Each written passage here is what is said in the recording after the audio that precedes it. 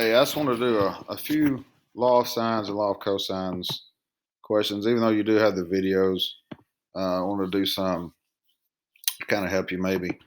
Um, so when we left, we talked about SOHCAHTOA, sine, cosine, tangent, trig, where those trig ratios only work for right triangles. So these law of sines and law of cosines, these work for any triangles.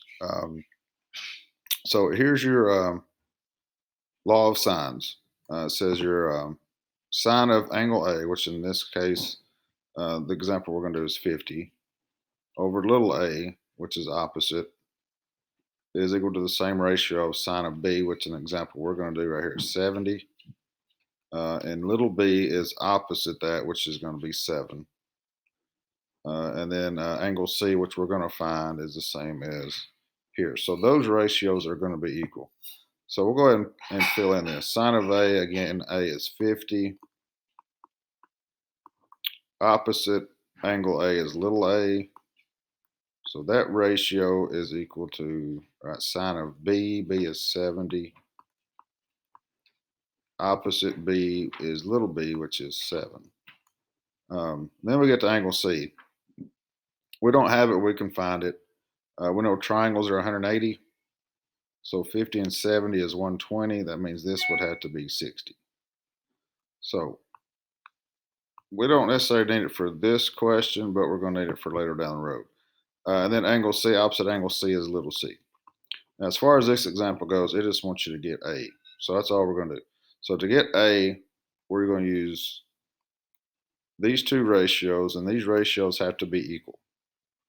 So I have a proportion. So I just cross multiply and divide. So I'm going to go sine of 70 times A, whatever the sine of 70 is. Whatever that is times A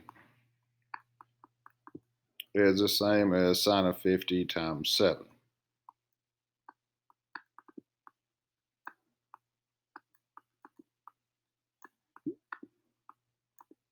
So I'm just going to go to my calculator. Again, you need to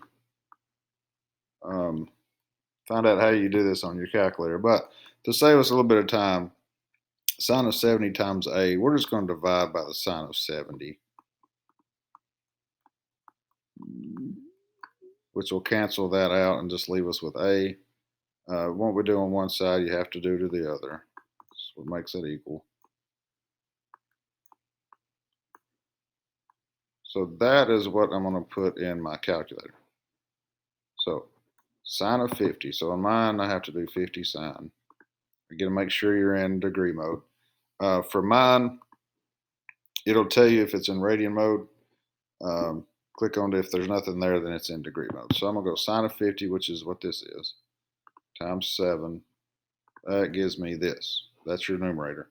I'm going to divide that by the sine of 70. So divide 70 sine. That gets me 5.7. So A is 5.7,